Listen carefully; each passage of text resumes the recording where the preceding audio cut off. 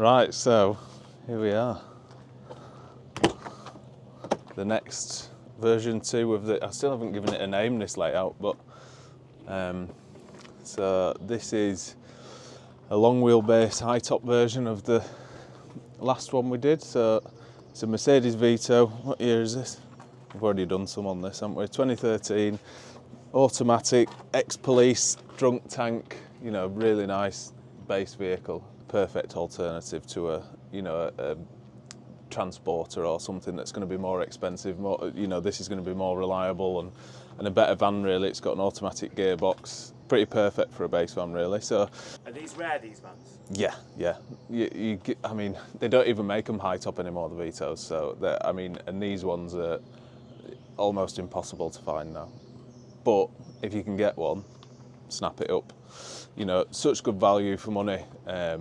A really good van. So this is very similar to the last Vito we did. There's some small changes and improvements to the layout. Also, we've got high top, so we've got some lockers up at the top with the RV Lab latches, nice soft close hinges, just to maximise the storage up there.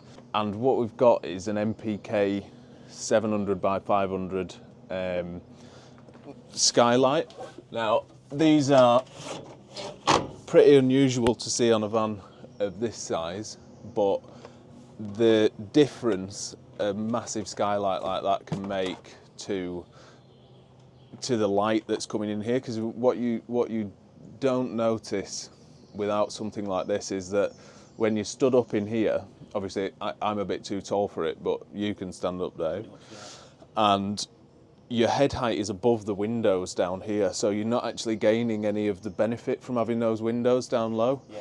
Having something like this just transforms a small space like this and just lets so much light in. So that it's, I'm trying to normalise putting massive skylights in small vans.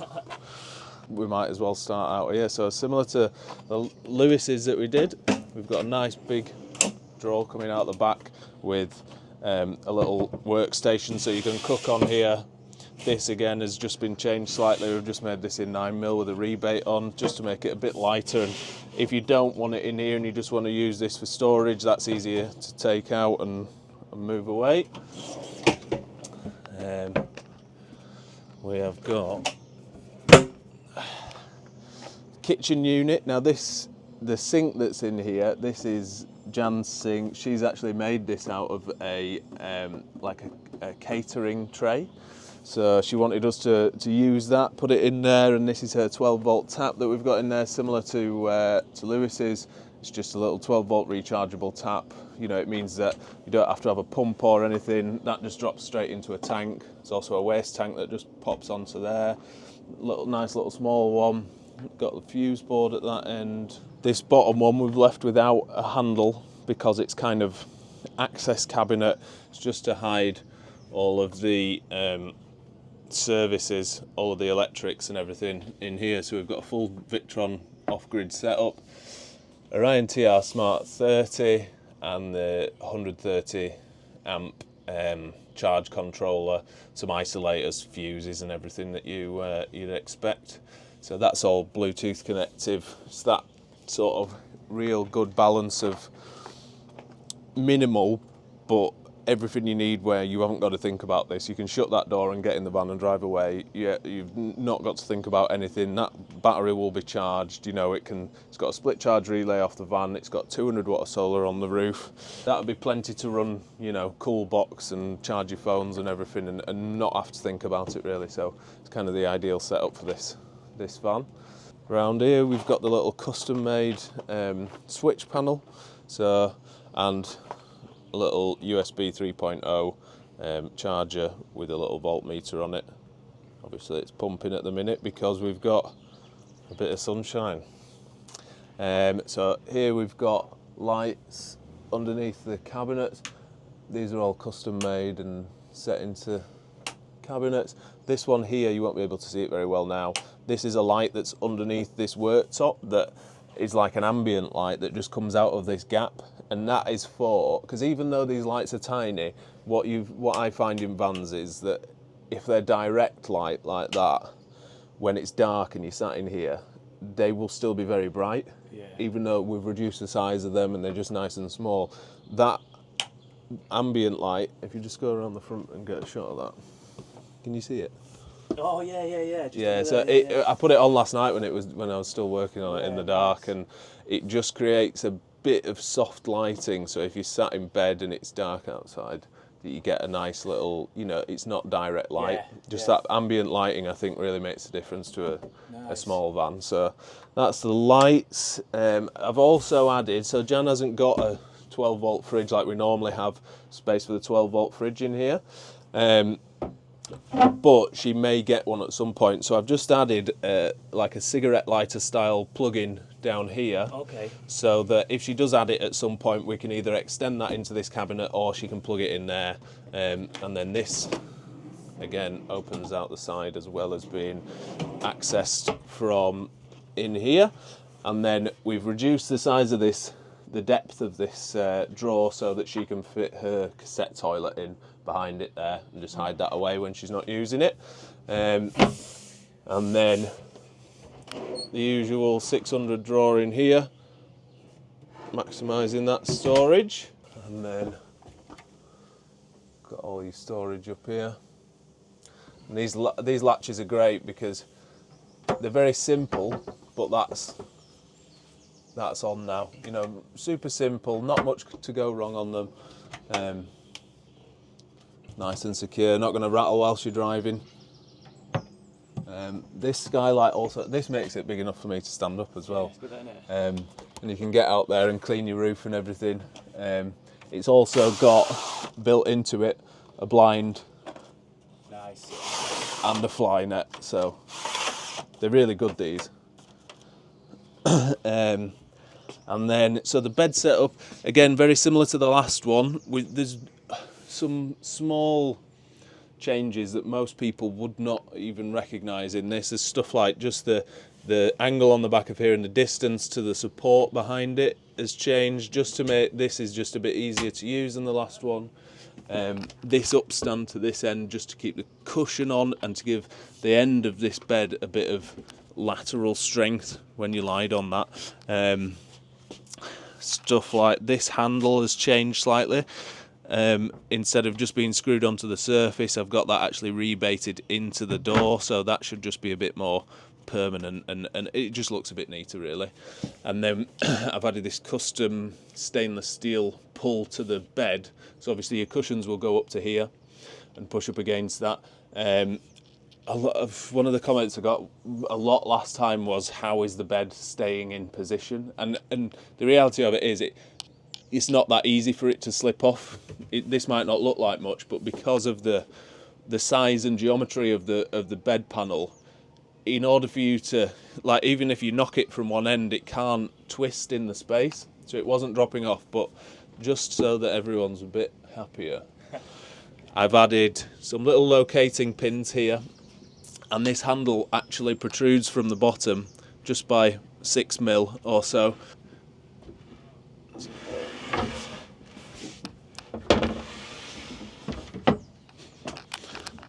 And that just seats in there, and now that's not going anywhere. And obviously you'll have another cushion, pull them cushions out. Jan's getting her own cushions for this, so that's why they aren't in yet. And then just put it back. Easy as that. And then again, now that's seated in there, that can't go anywhere. It just gives a bit more of a positive seating when you put that back in, and it's not going to be sliding around. I mean, Lewis, he hasn't said he's sliding around at all. Yeah. He's fallen out of bed a couple of times, but that's not my fault. But yeah, so, and because this is the high top and the long wheelbase, this we've gained 200mm in length on the whole bed. So this is the benefit again of this modular setup that I'm using, and the kitchen's grown a little bit, that I can, whatever size van you've got, if it's a transporter or whatever, this can be modified. I can change some of the units, we can make it longer, shorter, whatever really, and then add high up. We've also got this nice big bulkhead storage area that comes as factory with the long wheelbases. You know, it adds loads of storage, and it's a great place for stuff like bedding and pillows and stuff that can get in the way a little bit in a small van like this. Jan's also optioned for a grooved ceiling panel that just breaks up the maple a little bit, and this is all again maple veneered ply, so it's a nice hard finish. It's all got at least 3 coats of wax on. That worktop's got about 100 by now, just to waterproof that a bit, and then it's got silicone on the edge as well. So yeah, the groove ceiling just breaks it up a little bit. As you can see, it's just not quite tall enough for me to stand up in, but it's perfect for Jan and anyone that's a bit shorter. And I think that, you know, I'm a big fan of this van, and because I've got a Sprinter, a medium wheelbase Sprinter, I've kind of been put off small vans. I have to say that something like this, if one of these came on the market, I would snap it up. You know, I think that automatic gearbox, you know, it's a real nice size. You'll easily get this in a parking space, nice and manoeuvrable. The steering rack on a Mercedes is really easy to drive, and I've driven this around the car park, moving it and stuff, and I think that for value for money, you get so much more with this than you do with a Transporter. A lot more reliable. Also, people won't wave at you as much when you're on the road. And it feels big, doesn't it? It does, yeah. It feels big, yeah. Especially from when it was stripped out, Yeah. and now you've managed to get everything in, and it still feels big, which Yeah. is crazy. And I think that the positive of that, because I was going to make these wall cabinets a bit bigger at first and have them down to this line, and what I realised is if I'm sort of Jan's size, here you can still stand at the side, and this isn't, you know, if that all of a sudden, if that comes 100 mil lower, you start to feel it on the sides of you, and that sort of can have a big effect, and you're not going to notice it in terms of a loss of storage or anything, but you would notice it if it was getting in your way. So, the other thing, one of the other things I love about these Vitos is as well that they have opening doors on both sides, so you can let air through, you can access stuff from that side, and of course the patent not pending table. So you've got that if you want to work on your laptop. You need a bit of extra worktop, can go like that. It's genius, that. Yeah, It is genius. you know, nothing to go wrong on it, nothing's going to break. So simple to set up, you aren't going to screw on any legs, you know, so, and it's nice and it's not going anywhere. You know, I hate the ones that feel a bit rickety and don't feel stable, you know, and they're kind of slipping around a little bit, and I've had them in vans before, and I think something like this just works so much better. And it, you know, just the function of it is just so much better as well. Underneath the floor, so this is Jan's supplied this floor. It's sort of like an industrial grade non-slip liner. It's really sort of hardcore, and it'd be a really good van floor really. Underneath that we've got soundproofing and insulation, and then the floor, and then the floor covering. So again, it's kind of just sort of like the basic level that will just make it feel nice and quiet and comfortable in the back of here. All the walls have got soundproofing, closed cell insulation, recycled plastic, and then we've carpeted all these bits. Again, Jan supplied this carpet, she already had that. So, and then our cladding over the top. So, same on the roof with the insulation levels, and then we've added these little stainless steel bolts so that these door cards are still removable. All right, yeah. This one, being an ex-police van, has some slightly spooky, when you're unlocking the doors, you can't unlock the side doors. I thought that they were faulty, but I think it's something to do with the coding, where when you unlock the doors, it doesn't unlock these in the back.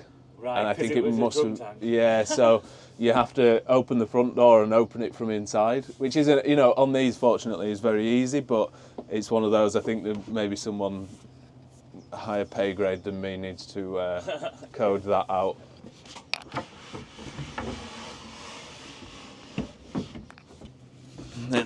go. So I'm 6'2", so you can see the benefit of this now that this is sort of the second version of this layout, and it kind of has now proven itself to be something that can go in, any van really. This sort of proves that, it's a bit higher than the last one, a bit longer, and regardless of the sort of the shape and the geometry of it, this layout can sort of go in any, your transporters, high aces and L grands, anything really that of that size. I am also working on a modular setup that's going to be similar in its design to this for the medium wheelbase or long wheelbase, bigger vans, sprinters, crafters, Fiat Ducatos, all those boxers, relays, carving a bit of a niche there where I don't know if there's anyone else that's doing that, where it's sort of like, fairly affordable furniture still, but you get that high quality finish.